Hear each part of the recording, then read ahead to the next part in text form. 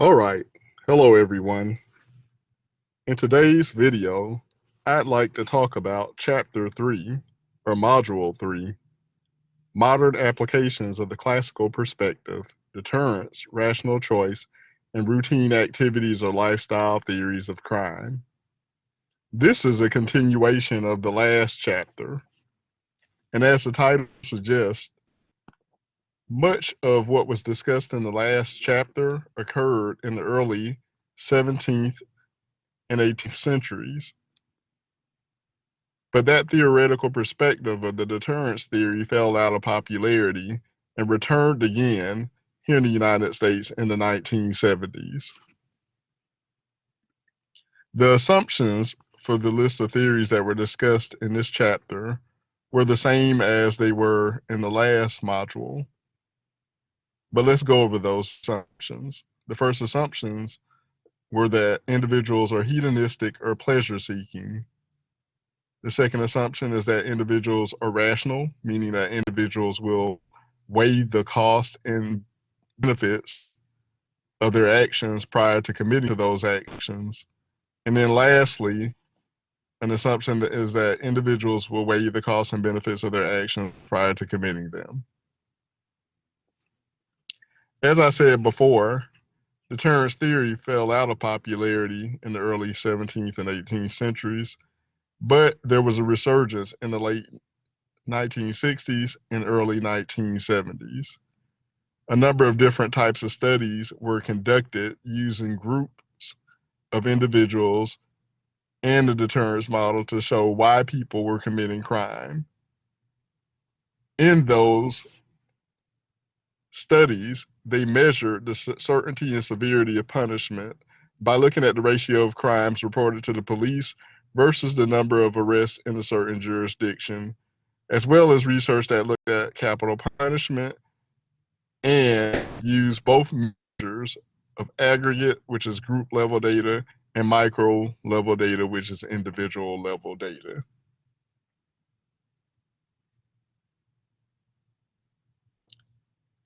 Additionally, what I'll add here is that some studies also use cross-sectional designs.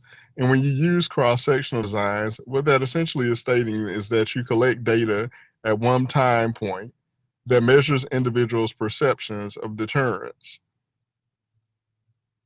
However, some of this research found that there was an experiential effect. And what that means is that some individuals were deterred based on their knowledge of punishment. However, others were not deterred because they were relying on their experiences of avoiding punishment. I'll give you an example. Let's take the death penalty, for example. The death penalty is the most severe type of punishment in existence. We could conduct a study on deterrence by looking at how people perceive the severity of the death penalty. And if the deterrence theory is accurate, then what we would expect to see is that people who perceive the death penalty to be a severe punishment would be less likely to engage in a capital offense like murder and homicide. And people who do not perceive the death penalty to be severe would be less deterred by the death penalty and more likely to engage in capital offenses like homicide and murder. However, sometimes there's what's called the experiential effect, which means that if you have previous experience avoiding being punished for committing homicide acts or violent acts, then you would rely on your experience of being able to commit that crime and get away with it as opposed to being deterred by the punishment of the death penalty.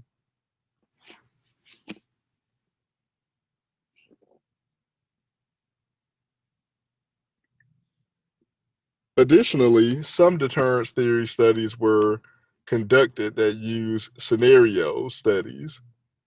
And what happens in a scenario or vignette study is researchers will create an experimental condition or experimental situation where they place people in these scenarios and they create circumstances to examine whether or not people will be likely to engage in crime given a certain set of circumstances. So these types of studies were all conducted for the purpose of examining the deterrence theory. And remember from last chapter, and I'll review that, deterrence theory only argues that when punishment is perceived as certain, severe, and swift, then people will be deterred from committing crime. The next theory that was discussed in this chapter was a new theory called rational choice theory. And rational choice theory was a theory that was adapted from economists in the field of economy. Economists tend to think that individuals are rational and that individuals will weigh the and benefit of engaging in certain behaviors prior to committing to those behaviors. Cornish and Clark argue that this rational calculus can also be applied to the decision to commit crimes.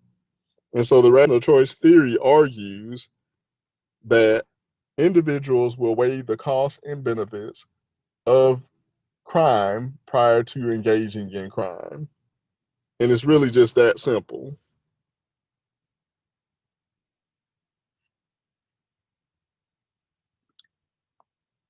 Listed here would be notes that I would take if I were trying to summarize what rational choice theory argues. Again, it argues that people will examine their expected benefits of committing crime and weigh that against the expected costs of committing crime.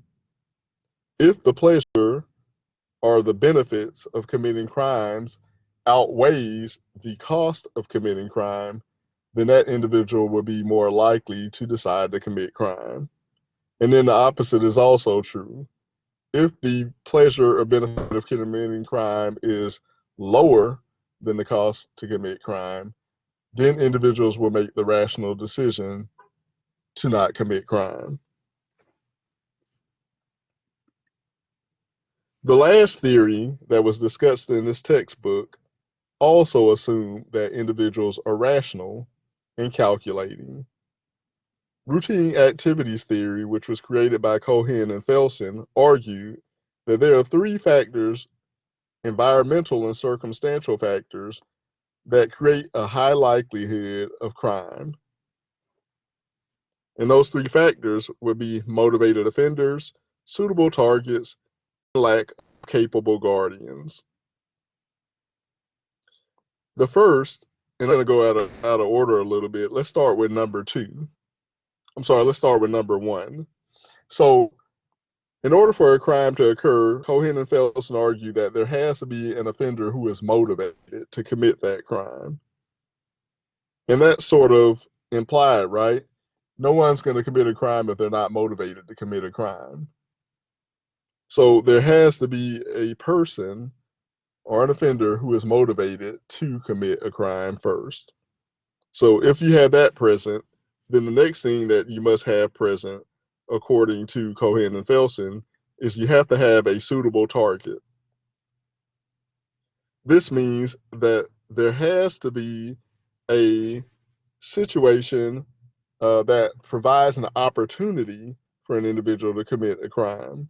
So, for example, if you have a vacant house in the suburbs, right, and no one's in that house, then that is a suitable target. If someone leaves their car unlocked and their purse is on the driver's seat, that's a suitable target because that a person who is considering breaking into that car and getting that purse that's been left unattended, well, that person can do that with ease. A female walking alone at night, or an individual who is inebriated or intoxicated and walking out of a bar at night, all would be suitable targets because they're vulnerable and there's a ripe opportunity to commit a crime. A person who's carrying cash, or having a vehicle that's full of purchased goods. All of those are examples of suitable targets. And I'm sure if you put some thought to it, you could also come up with some examples of suitable targets. So if you have a motivated offender and there's a suitable target, according to Cohen and Felsen, there's also a third thing, a third circumstance or environmental condition that lends itself to crime.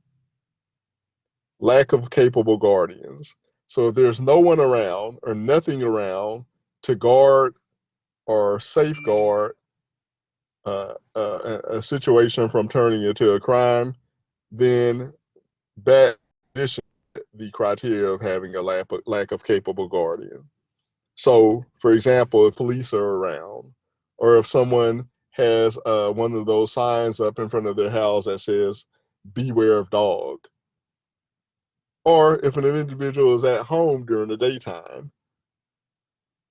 or there's increased lighting, video camera monitoring, or home or car alarm systems, all of those are guardians against crime. And so, in summary, then, according to Cohen and Felsen in the routine activities theory, if there's a motivated offender, a suitable target, and a lack of guardian, then that creates a ripe situation for a rationalizing offender to be motivated, right, or to be likely to make the decision to commit a crime.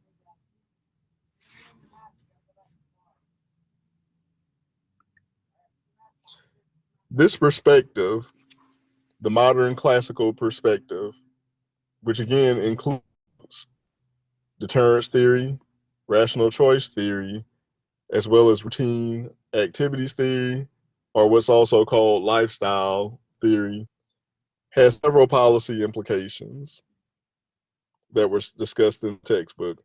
And if you recall from the first chapter, remember, every theory that's a good theory will have policy implications. And these are essentially practices or policies that could come out of that theoretical argument if it is true.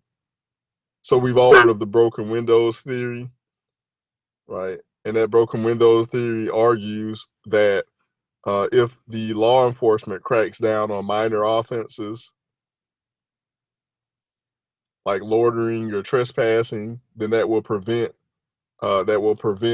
more major types of crimes. Well, what does that do if the police are cracking down on minor offenses? Well, that would send a message to people who are considering to commit a crime that they might not want to do that because punishment is going to be severe. If you're punishing individuals for minor offenses, then definitely engaging in a major offense will result in a severe punishment. It also creates a perception that the likelihood of being caught for committing crime is high as well. Other policy implications include the three strikes law, right? And remember, with the three strikes law, if a person commits 3 felonies, then that individual can go to court, be sentenced to prison for life, regardless of the third criminal felony that was committed, right? And so the hope then with this particular policy is that would-be criminals would look at that situation and perceive the severity of punishment as being high. In general, they will be deterred. There are other policy implications that I mentioned in the previous chapter. Think about those. We have the death penalty. We have mandatory minimum sentencing. We have scared straight.